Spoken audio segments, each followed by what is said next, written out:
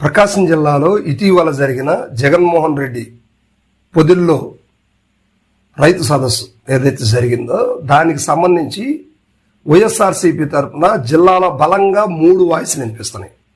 మొదటిది చెవిరెడ్డి భాస్కర్ రెడ్డి గారు, రెండోది బూచేపల్లి శివప్రసాద్ రెడ్డి గారు, తాడిపత్రి చంద్రశేఖర్ గారు. ఇప్పుడు వీళ్ళ ముగ్గురును కూడా కూటమి ప్రభుత్వం అరెస్టు చేసేంత వరకు నిద్రపోదు. ఏదో ఒక కేసులు వీడి ముగ్గురు మీద కూడా బనాయించి వీరిని లోపలేసే దిశగా కూటమి ప్రభుత్వం అంటే నారా లోకేష్ గారు చాలా ప్లాన్ చేస్తూ ఉన్నారు.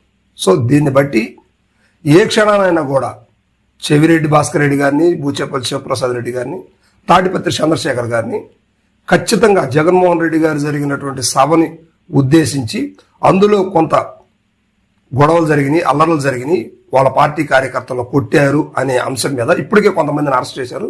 వీరి ముగ్గురిని కూడా తర్వాత అరెస్ట్ చేసే విధంగా